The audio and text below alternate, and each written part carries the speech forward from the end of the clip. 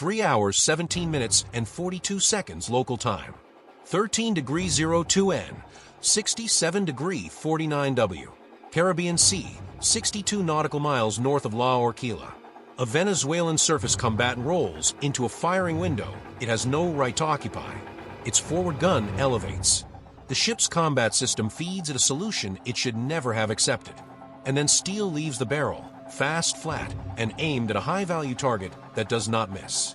They believed the Americans would de-escalate to avoid a headline. They had no idea the Americans had already solved the engagement as an equation, angles, probabilities, and timelines, before the first round even broke the horizon. On the U.S. carrier, the deck is lit like a factory floor. Catapults cycle. Recovery teams rehearse muscle memory. A warship opens fire anyway. No warning, no radio contact, no second chances. And in the next minutes, physics will overrule politics. The target is not a ship in the normal sense. It is a moving sovereign airfield, a nuclear power machine that turns ocean into reach. A Nimitz-class aircraft carrier displaces about 100,000 tons. Length, over 1,090 feet. A city of steel with roughly 5,000 souls on board when the air wing is embarked. 2 nuclear reactors drive it for decades without refueling. For shafts push it at more than 30 knots, and the flight deck, for 0.5 acres of armored, non-skid surface, exists for one purpose: generate sorties on demand. Its real weapon is time. It compresses distance. It makes decisions arrive faster than your diplomacy can. On its skin sit sensors and antennas that don't just see. They classify. They predict. The carrier does not fight alone. It drags a constellation, Aegis destroyers with Spy 1 or Spy 6 radar, cruisers if assigned, a submarine operating in silence, logistics ships pacing the schedule, and an airborne screen that turns the sky into layered geometry. E-2D Hawkeyes high and slow. F divided by a -18S cycling combat air patrol, and helicopters dragging dipping sonar through warm Caribbean water. The cost is obscene, but the output is worse. A single strike package can be assembled like a math problem. Fuel state, tanker tracks, time on target, threat rings. The carrier can put precision weapons on coordinates before most navies finish their radio calls. And that's what makes the opening gunfire so suicidal. It isn't a duel. It's a challenge to an industrial system. Venezuela's motive isn't mystery. It's pressure, internal, external, and televised. A regime that lives on the image of defiance will eventually try to manufacture defiance at sea, where the camera can frame it as sovereignty instead of scarcity. Their navy is a shadow of the force it wants the public to imagine. Fuel is rationed. Maintenance is triage. Crew proficiency is uneven. But propaganda is cheap. A ship at sea looks like control. So they pick a symbol. An aircraft carrier off their coast becomes a narrative target. Foreign aggression, defensive waters, resistance. The objective isn't to win a fight. It's to force a clip, a few seconds of muzzle flash, and a distant silhouette to sell the illusion that Venezuela can compel the United States to step back. It's like trying to stop a freight train by throwing a wrench at the tracks and praying the camera catches sparks. The plan requires the enemy to cooperate with your story.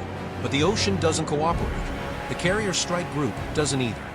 Long before 3 hours, 17 minutes, and 42 seconds, the Americans know the Venezuelan ship is moving. Detection is not a moment. It's a process.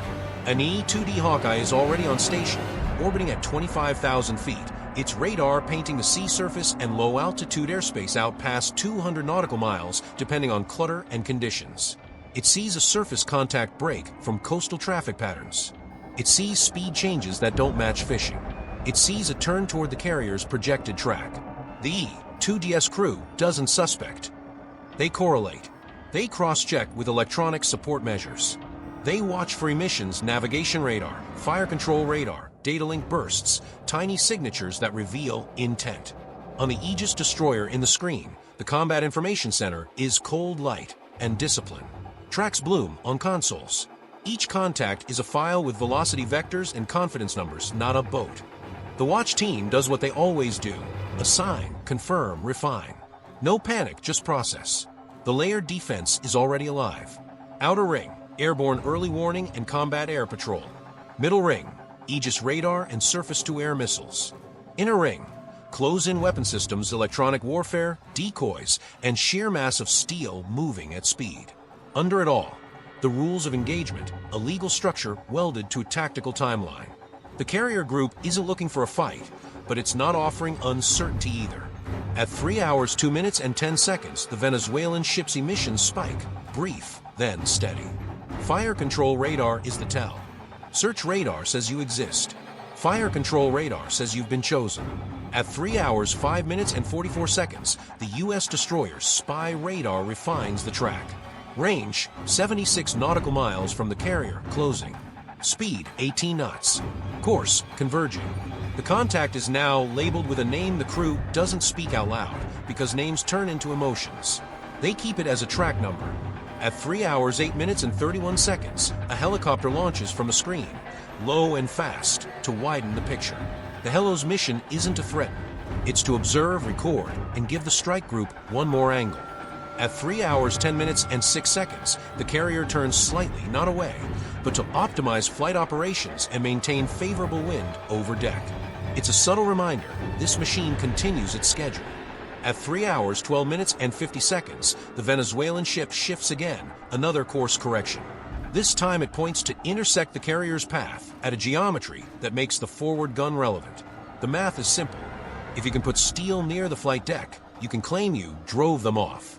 If you can hit an aircraft, you can claim you defeated American aggression. If you can force a response, you can edit it into victory. At 3 hours, 14 minutes, and 18 seconds, U.S. radio calls go out on guard frequencies. Standard hails. Standard language. Clear boundaries. The tone is calm because calm is policy. Silence comes back. At 3 hours, 15 minutes, and 59 seconds, electronic warfare sensors on the U.S. ships register the adversary's fire control radar settling into a stable track. The lock is not ambiguous. The lock is a line in the sand drawn by a machine. Here's what makes this fascinating. In modern naval combat, intent is often a waveform before it becomes a weapon. The moment a radar shifts from search mode to continuous wave illumination, you're watching a decision made in electrons. It's the tactical equivalent of a safety coming off. At 3 hours, 17 minutes, and 42 seconds, the Venezuelan gun fires. The muzzle flash is a brief orange blossom against gray sea. The sound arrives later, delayed by distance, a low punch that rolls over water. The shells are not guided. They are ballistic. But ballistic doesn't mean harmless. A modern naval gun can throw a projectile at roughly 800 to 1,000 meters per second. At tens of kilometers, time of flight is long enough for the target to move, but short enough for a near miss to be a message. The first rounds splash wide, tall plumes erupting like sudden geysers. The second burst walks closer. The third is the unacceptable one. On the carrier's deck, a plane is on the catapult. Yellow shirts crouch in point. A shooter's arm is raised. Then the announcement hits the net, sharp, clipped, practiced. Flight ops freeze in place, not because of fear, but because procedure demands the deck be cleared. Of chaos before it becomes tragedy. At 3 hours, 18 minutes, and 21 seconds, the strike group's commander requests confirmation from multiple sensors. Not because he doubts, because the decision that follows will be irreversible in its consequences, even if it's precise. At 3 hours, 18 minutes, and 54 seconds, the Aegis destroyer nearest the threat turns its bow to present a narrower radar cross-section and align its vertical launch system arcs. The ship's posture changes from escort to shield. Another destroyer adjusts to cover additional azimuth, creating overlapping missile baskets. The carrier maintains speed. At 3 hours, 19 minutes, and 33 seconds, the Combat Air Patrol, 2F divided by a -18S, are vectored closer. They are not coming to shoot yet. They're coming to look with their own sensors. They drop altitude, increase speed to 450 knots, and angle in from the sun. Their radars paint the ship. Their targeting pods zoom. The pilots see the gun flash again. At 3 hours, 20 minutes, and 12 seconds, the Venezuelan ship fires a longer burst, tighter grouping. This is no longer a warning shot. It is a deliberate attempt to bracket the carrier's flight deck with water impacts, an old naval method of walking fire onto a target. The most dangerous moment came at 3 hours, 20 minutes, and 47 seconds. One shell lands close enough that the spray pattern reaches the carrier's starboard quarter, the salt slap audible over engines and deck noise. It's a thin line moment. A few degrees of barrel elevation, a small error in wind calculation, a different roll angle at the wrong second, and a steel projectile could have hit an aircraft loaded with fuel and ordnance on the flight deck. That's how accidents become disasters. Not with malice, with math. At 3 hours, 21 minutes and 5 seconds, the U.S. commander changes posture. The decision is not rage, it's risk management. The gunfire is now an active threat to lives and national assets. Under modern ROE frameworks, that changes everything. At 3 hours, 21 minutes and 40 seconds, the E-2D relays a clean picture. The Venezuelan ship is still emitting fire control radar. The helo confirms visually. Gun crew active, muzzle smoke lingering, rapid cycle. At 3 hours, 22 minutes and 18 seconds, the U.S. ships transmit a final warning, brief, formal, and recorded. It is less for the adversary and more for the record of disciplined escalation. Again, silence. At 3 hours, 23 minutes and 2 seconds, the carrier's air boss orders aircraft on deck to safe configurations. Ordnance crews secure. Catapult operations halt. The carrier isn't stopping. It's shifting from launch recover to survive fight survive. At 3 hours, 24 minutes and 11 seconds, the strike group executes the response that minimizes collateral and maximizes deterrence. A controlled, surgical strike on the firing platform. Not the coastline, not infrastructure, not anything that feeds propaganda. Just the gunship that crossed the line. Let's talk about the system because understanding it is essential. The U.S. doesn't need to close range for naval gun duels. It uses network targeting. One sensor sees, another confirms, a third assigns.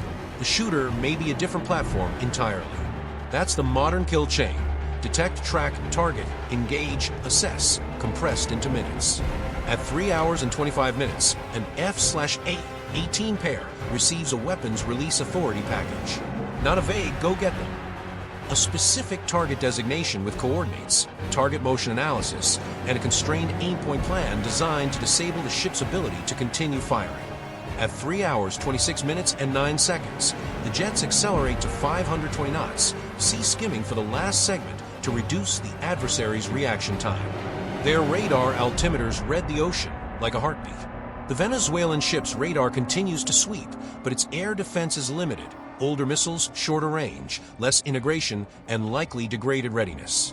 At 3 hours, 27 minutes and 31 seconds, the Venezuelan ship fires again, almost reflexively now, trying to keep the carrier under pressure. But the carrier is no longer the immediate predator. The predator is above, fast, and silent. At 3 hours, 28 minutes and 2 seconds, the first precision weapon comes off the rail. It isn't cinematic in the old sense. No swirling dogfight, no broadside, just a small shape departing at high speed, its guidance system doing math hundreds of times per second.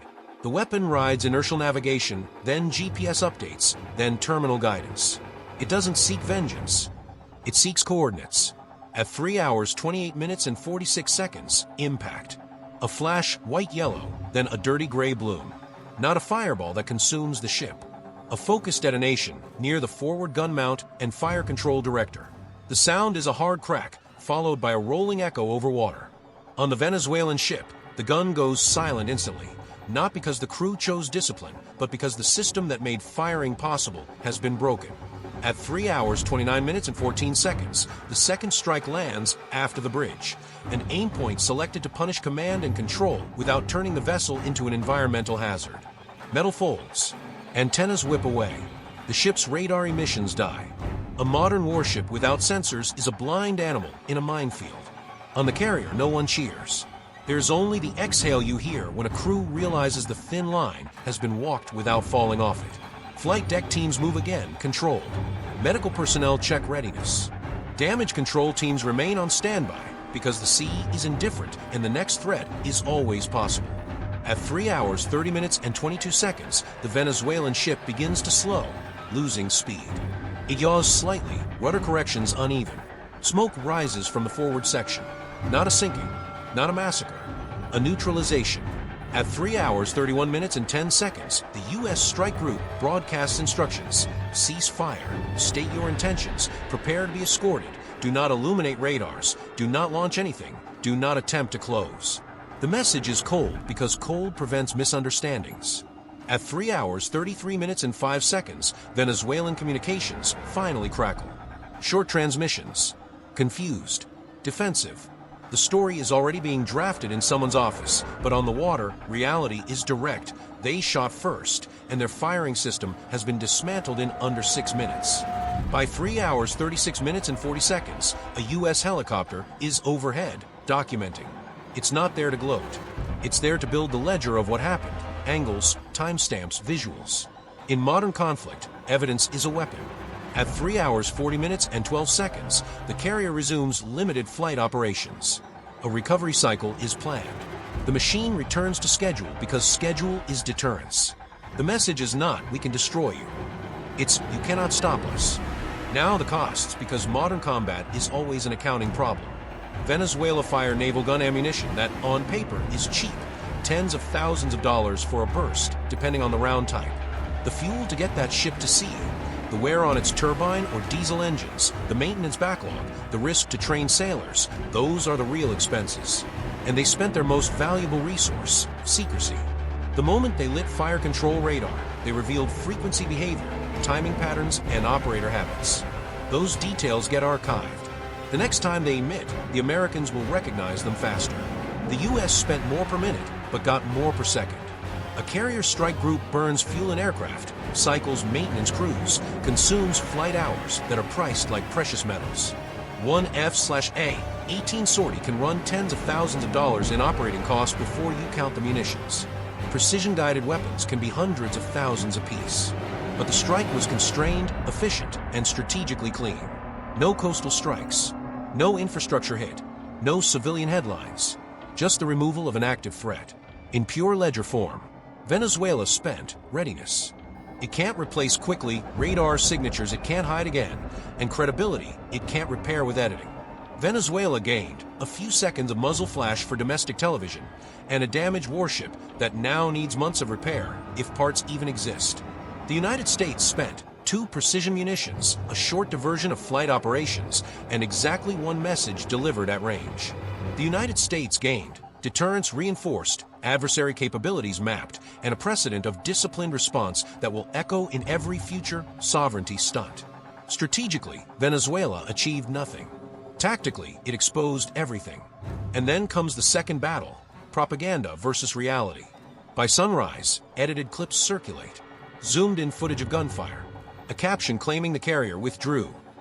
A shaky phone video of smoke implying a great victory. But the ocean keeps its own logs. The U.S. has radar recordings, data link timelines, cockpit video, ISR imagery, and radio transcripts. Time-stamped, geolocated, cross-confirmed. In modern operations, truth isn't a debate. It's a data set. The irony is cold. The Venezuelan leadership aimed for a story. The Americans answered with telemetry, because math doesn't care about slogans. Physics doesn't recognize borders drawn for cameras. A shell follows a trajectory. A radar emits a signature. A missile follows guidance laws. And when you fire on a carrier, you don't start a conversation, you trigger a process. That's the lesson. Modern deterrence is not about anger. It's about certainty. The side that sees first, decides first, and documents everything controls the outcome and the narrative. If you found this breakdown valuable, subscribe and